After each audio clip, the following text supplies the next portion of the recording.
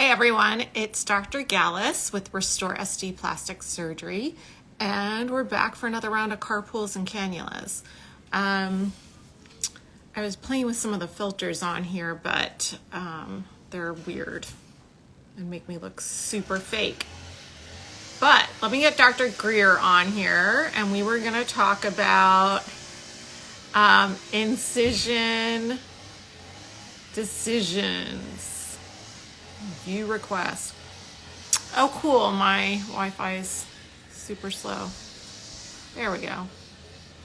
Okay, please hold for the one and only Dr. Greer. There Hello. you are. I'm Hey. here. Oh my God, thank God someone's doing the lawn right now. So helpful. Fantastic. You guys get me with like no makeup on because I was in the OR today and then I just got back from the barn and yeah.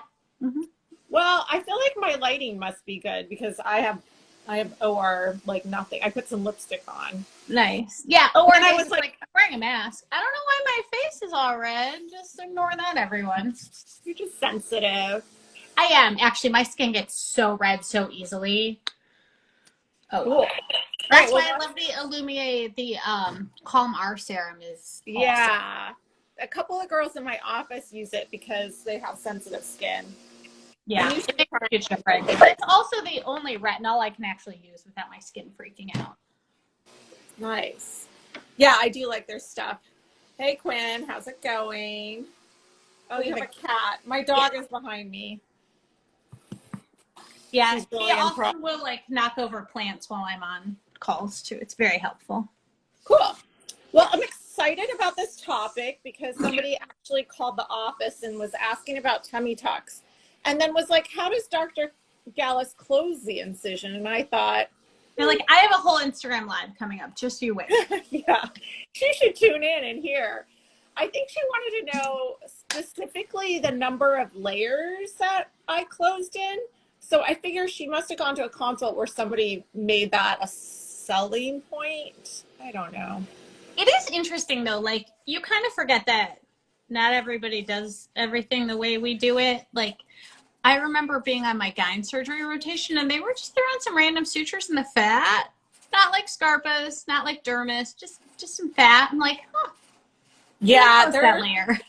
Yeah, they do close things differently and usually get away with it. So, and no one's like coming back and complaining about their C-section scar, right? I mean, they are, but they heal beautifully. Yeah, for the most part. So yeah, I do think most plastic surgeons close in layers, which means from deep to more superficial. And then yet we're always trying to find the most efficient way of closing. So right. Because that, I mean, if you think about it, we open and we close. Like that's the whole surgery. It's a lot of suturing. It is though. I mean, plastics is kind of funny that way. But and especially, I work at a surgery center where the assists don't close; they just retract. So yeah, same. In California, it's actually you're not supposed to have scrub tech suture for you. And yeah, so although again, I'm aware of some places where that happens, I'm kind of a rule follower, so I do all my closing. My cat is literally licking the screen like 2 feet from my face, and I stop. It's loud. So weird. Not as loud as the lawn stuff. Fair enough. So, yeah, I remember being a resident and we did a huge body contouring case, the kind you could do when you have multiple people operating. So I feel like it was a paniculectomy and maybe a thigh lift and maybe something on the chest. It was this pretty large man. And we stapled everything closed, and it was the end of a long day because we were tailor tacking, which I think we should explain in a second. Mm-hmm. But basically, you staple the skin closed, and then anesthesia, the resident was like, "Oh, wow, you guys are done?" And we're like, "Oh, nope. No, we're just closing. That's actually the operation is going to be closing." It takes forever. Although it's funny because you think about it, like I remember having 3 residents closing a breast reduction one time, and it's like, how do you all fit in there? And I think you slow each other down. Yeah. And me with somebody following me, and we'll explain what following means. And cutting my sutures like so much faster. Exactly. So, all right. So why don't you explain to everybody what tailor tacking is? So tailor tack, I mean, it's just like you're tailoring because a lot of what we're doing is tailoring skin, especially in patients who have lost a ton of weight. We're literally like tailoring it to them. So what people do is you'll kind of tuck the skin and staple it in place and then mark it and then trim it. And it's a bit of a process. And that's one of the areas where you really can gain a lot of efficiency when you, oh, hey, all my patients are on here tonight. You guys are awesome.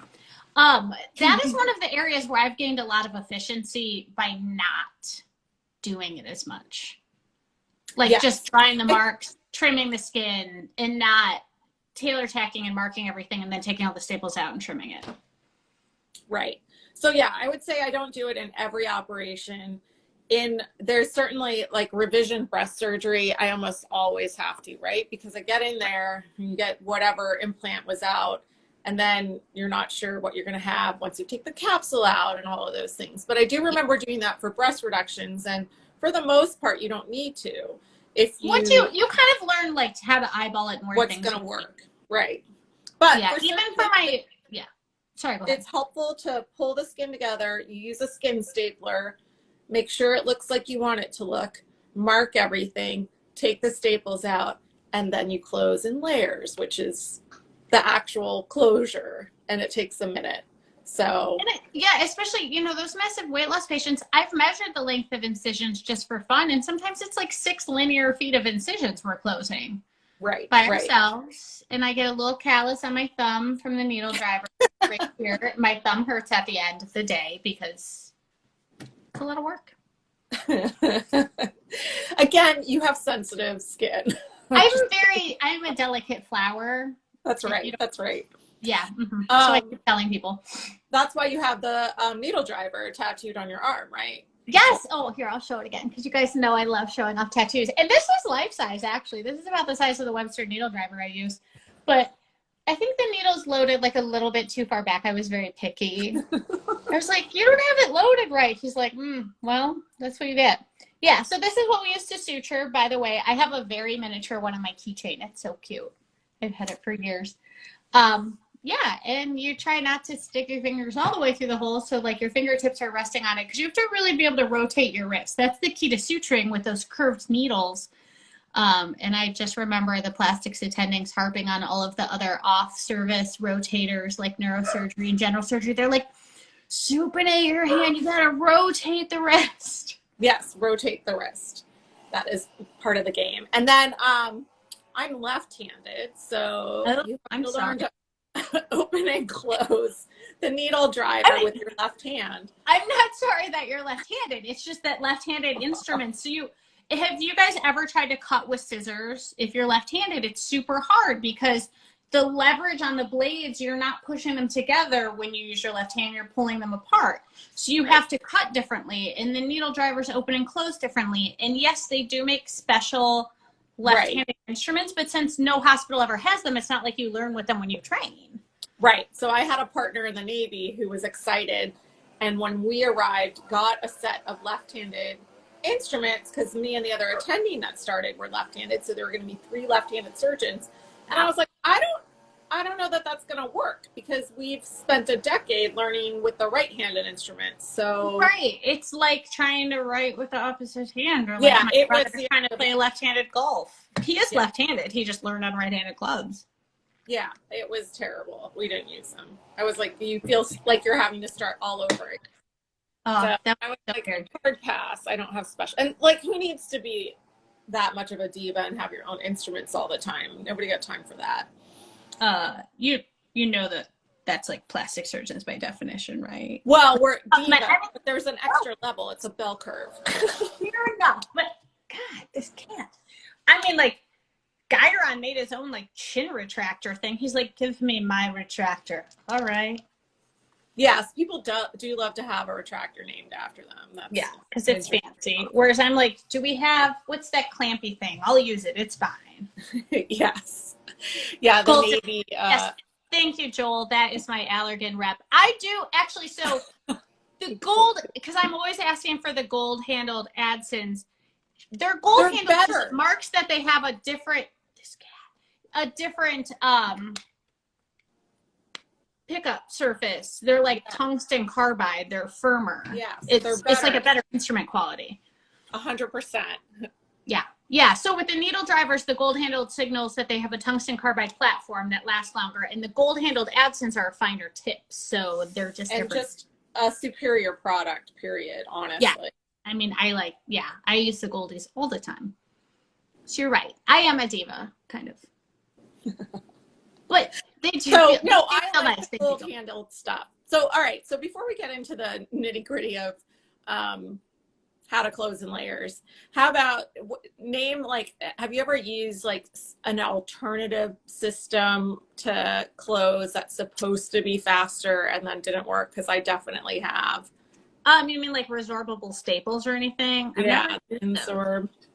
I remember the first time I used quill suture in residency, and we were like, we don't get it. But I think when you're in residency, you put, so let me explain interrupted versus running suture so this makes sense for you all. Interrupted, you put in a stitch, you tie it off. You put in a stitch, you tie it off. So it's like lots of individual stitches.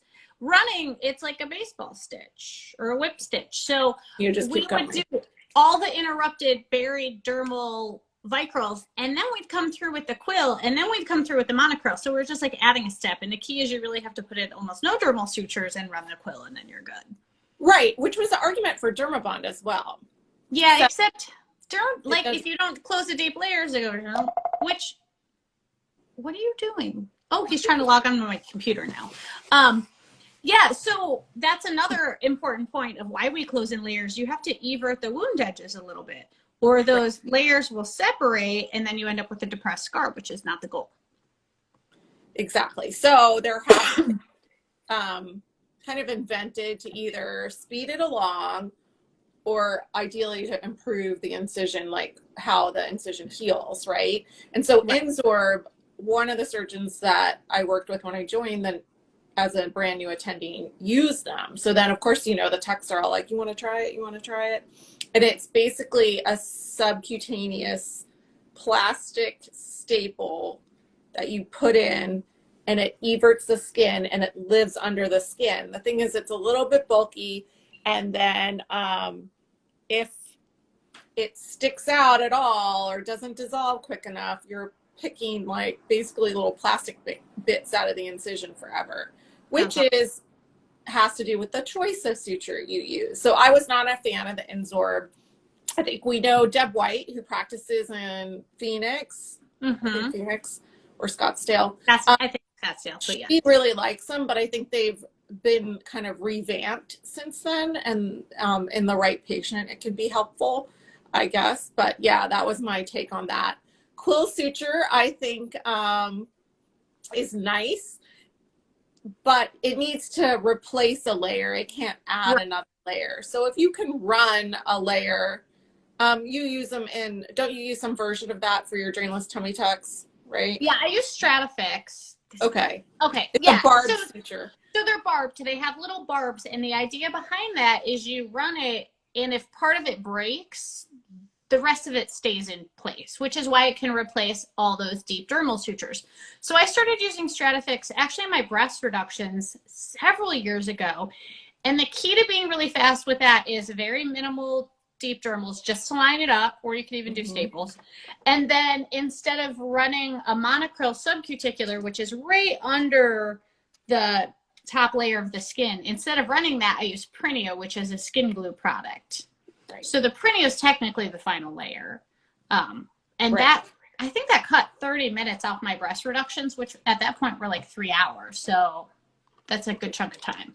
Yeah. And I do like the Prineo tape as well. Those are other shortcuts. So that's Dermabond glue, but in a tape format. So the tape is sticky, put it on, and then you activate it. The only reason I don't use that very often is it's expensive. And if you have an allergic reaction to it, it's just miserable for people. And I feel like there weren't many, and now there's more frequent reactions. Your cat. It's like, maybe I should have fed him before we came out. I have only had, I want to say, like 2 patients with allergic reactions, but I will say it sticks to itself. So if you do like a brachioplasty and it's in the axilla at all in the armpit, your arm will stick to itself, and under the breast crease, it sticks to itself. So it's a little annoying for people, but I love that it stays on for a month and they don't have to do anything. We have there's another plastic surgeon who uses it just as a dressing, so it like saves no time. Yeah, that's how I used it. I know. So, right. So it's just extra cost. Can the last absorbable suture be ripped off? No, not Well, generally. if it's under the skin, then no. I mean, if you use like a fast gut suture on top, then yeah. But that would Yes. help. And I do think that these are things I don't think of. Hi, Paula. But even my patient today was asking as she was going to sleep, was asking, like, she was already nervous about having her sutures removed after surgery. And I was like, what sutures? There are no sutures to remove. They're all going to be dissolvable and under your skin. So yeah, I think people assume that there's going to be something to take out, and most of us close without anything to take out down the road. It takes time and it hurts and it's not fun. The only non-dissolvable sutures I use are when I make a new umbilicus for fleur-de-lis abdominoplasty. There's 3 nylon sutures in there, and my nurse Tana gets to dig them out. She loves it. Right. That's the other thing. Don't put them in if you're not willing to get them out later. Yeah. I know a lot of people will do permanents on facelifts, and I just never wanted to. I did them here and there, like in certain areas. And I'm like, why am I? And the same thing, actually, when I was in training, we did a lot of cleft lips, and the cleft lips we closed with nylon sutures. And you're talking about babies? Oh. We had to bring them back, but they had a whole system in place. We'd bring them back. This is how old I am. And then they put them to sleep for a second, and so back to the OR, and then we would take the sutures out. And then eventually we're like, why aren't we using, so we used Dermabond or whatever the equivalent was, and then absorbable sutures. And it does look like they have little snot, crusty noses, but so what? You're done. Like, I know. I hate taking sutures out. I used to do, on my blex, I would do like a pull out Proline, but it hurts pulling that out. So now I do that, then I glue it, and then I pull out the Proline before the patient's awake.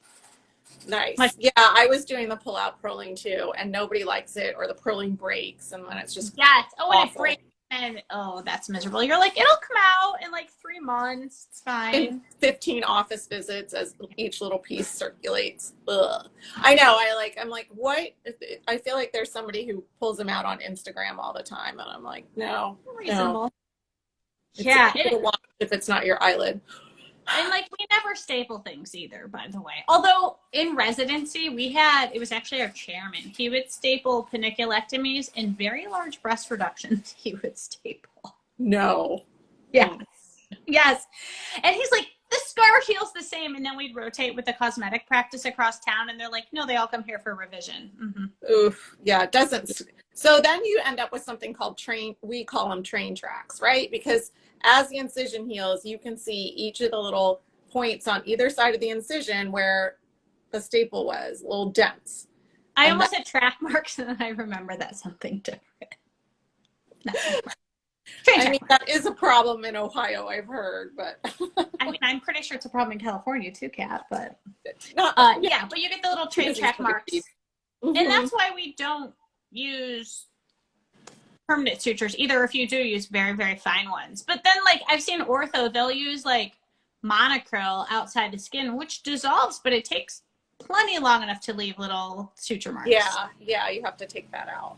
Yeah, so stitches all dissolve at different rates, by the way. And when you're a surgery resident, it's really fun learning all the different sutures, because there's monofilament, which are kind of like fishing line, and then there's braided, which are more like string, but then there's different monofilaments that last different lengths of time. In the braided, there's arguments about whether you should use those in dirty wounds. And honestly, it does matter. Like when I used Stratifix first, I was having a problem with it spitting all the time, and I was using a 3.0 PDS Stratifix, so I switched to a 4.0 monocryl, so it dissolves faster. Right. Yeah. So, yeah. The suture's gonna hold. Oh, sorry. Go ahead. I was going to say the sizes of suture. That's another fun thing to talk about, because they come in different sizes. O is the biggest, then 1.0, 2.0, 3.0. I don't know how they came up with the names, but it actually measures tensile strength, not the diameter of the suture, which is and something you get pimped on when you're in med school. Right.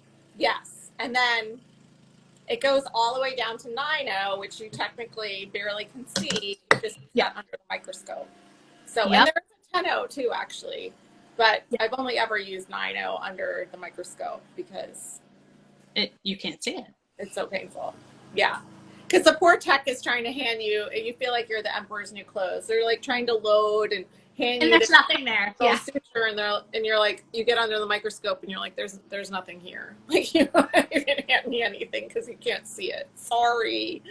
But yes, so there's different types of suture. Again, when I was in training and did a lot of county hospital facial lacerations, I would say the gold standard is to close with a suture that isn't going to absorb, and you have the patient come back in 3 to 5 days to have it removed from the face because you don't want to leave any marks.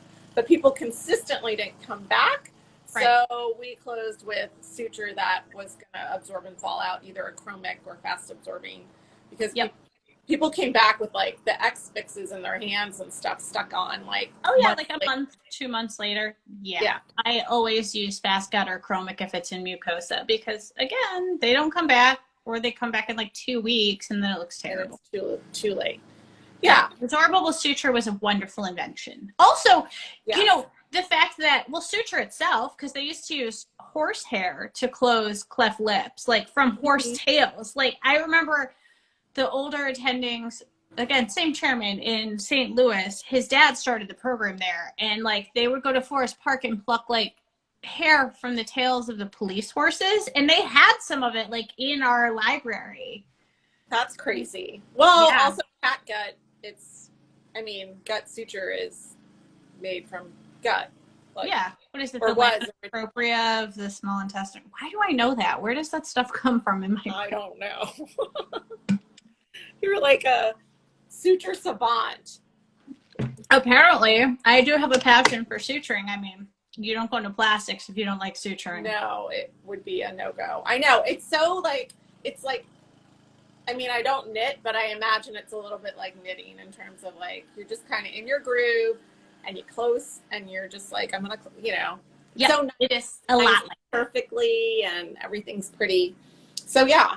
So do you generally, let's say tummy tucks, do you close in 3 layers or 2 layers, or what's your deal? I do close in 3 layers. So I do scarpas, fascia, which is, you have superficial fat and deep fat, and they're divided by a fascia layer, which is actually fairly tough and will hold stitches. So we like to do that. So I'll close scarpas, then deep dermis.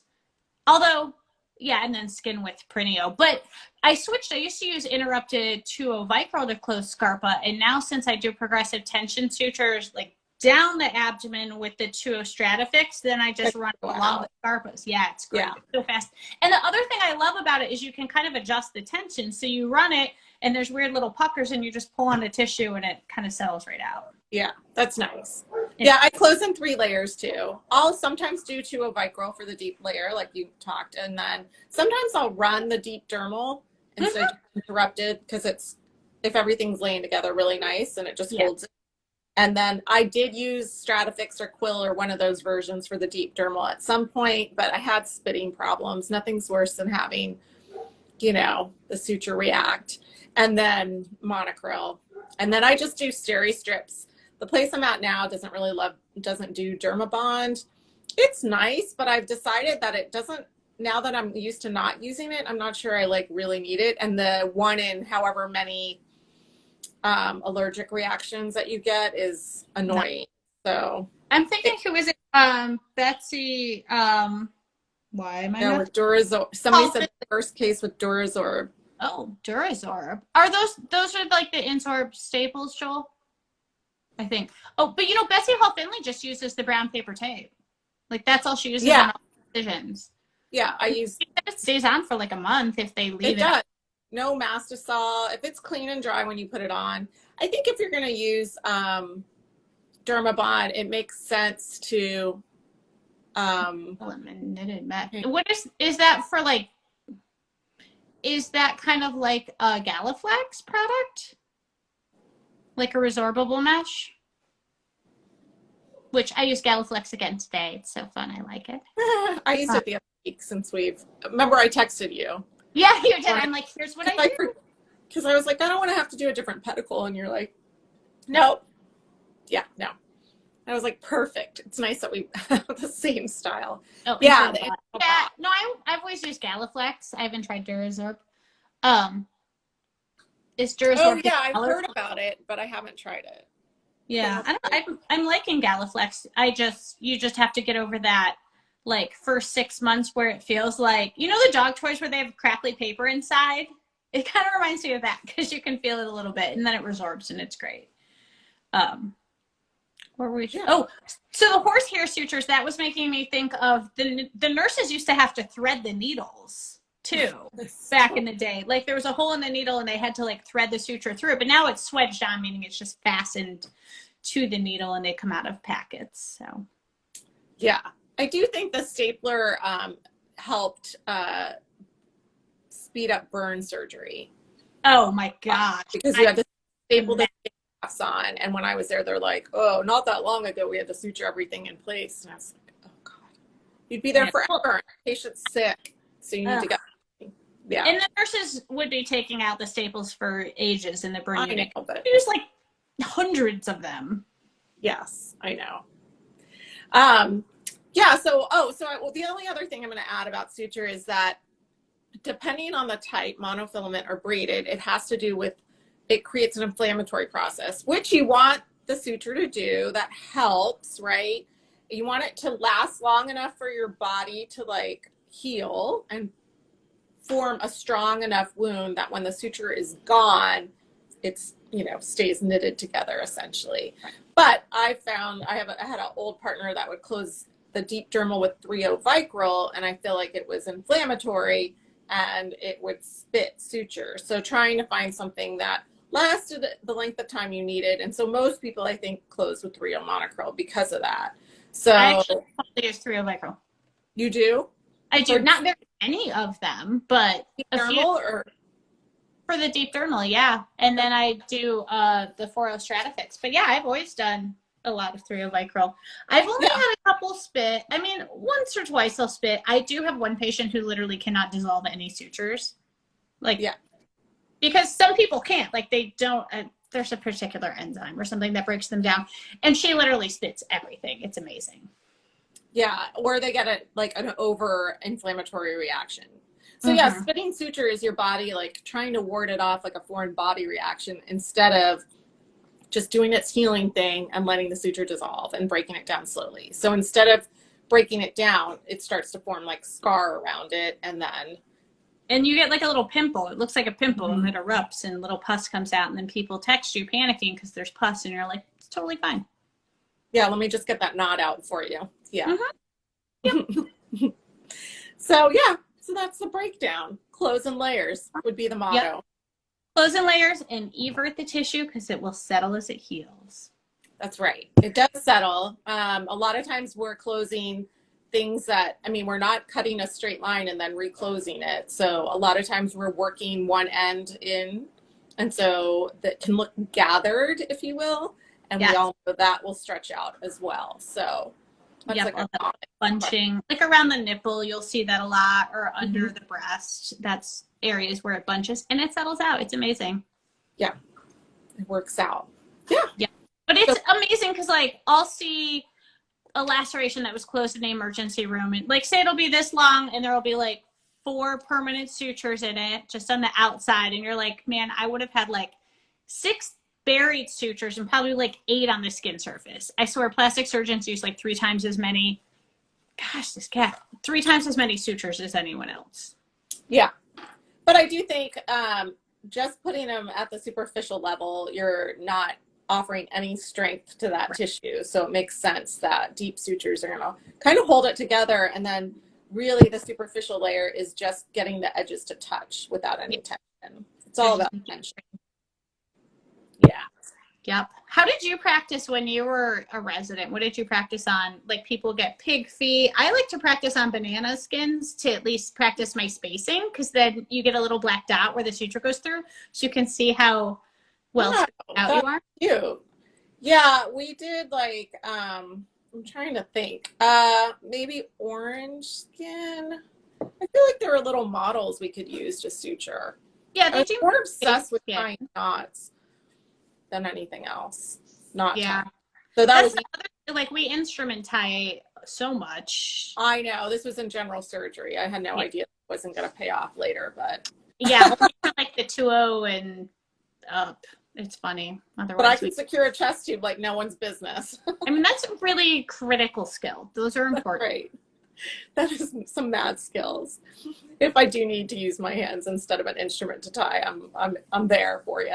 I mean, But oh, and actually, speaking of left, I don't know if it's a left-handed. It isn't a left-handed thing, but I do love the Olsen Hager needle drivers. If I was gonna get a tattoo of a needle. oh, that cut? Really?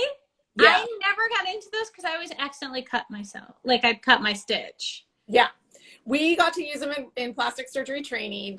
And if you cut your suture, they took them away from you. So you learn quickly not to. But yeah, I freaking love those. And again, the place I currently operate at doesn't have them, but it takes me a while to readjust when they don't, because I like try to cut with the needle driver and the tech's like, what are you doing?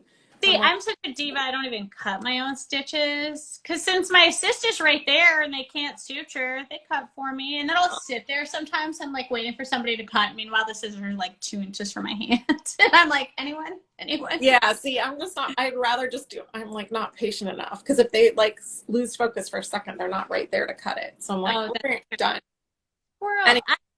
You know, my normal scrub and assist, like my scrub is like a surgeon whisperer, because I'll like pause and look up and she's like, Dr. Greer needs a chair. I'm like, I do. I mean, yeah.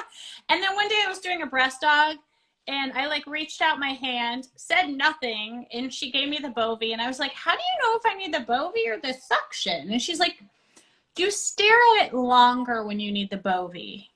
And you feel at your head. I'm like, that is creepy, Brittany. She's awesome. I love her. That's great. I think when you work with the same people over and over again, it is really nice when they're like, hey, do you want us to, like, there's another place I operate where the nurse is like never idle and she's constantly readjusting the lights. Like, so you don't have to reach up and do it. She'll just look at it and be like, it'd be better this way. It's just amazing. Yeah. I know. I get so spoiled and then I'll work with somebody I haven't worked with and I'm like, I have to think. I know.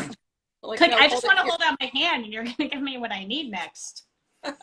Yeah, I'm very thrilled. I love it. It's nice to get that rhythm with people. It really is. It's fun. It's like dancing and you all know the steps. Yeah, for sure. Cool. Well, wow, that was actually, we had a lot to talk about there. I know, just on suture. We'll have to think of something else equally mundane but fascinating to us to hash out for the next Maybe one. like post-operative garments. We haven't talked about that. Yes, we could talk about that for sure. Yeah, too bad we can't get, I think Elizabeth Lee never uses them. We should like have her join us. Yeah, and discuss why they're a waste of time. Yes. The third person. All right, cool. Well, have a good rest of your evening. Thanks, you too. I'm gonna go gather people from ballet and soccer, etc., etc. I'm gonna feed my cat because he's clearly starving to death. Yeah. All right, cool. All right, post-operative swelling and garments. All right, well, I think that's our winner. Yes. Perfect. And then we can always talk about scars next time, especially. Oh, yes, and scarring and yes. All good topics. Yeah, thanks, Paula. That's a good one too. All right. All right. See you later. Okay, bye.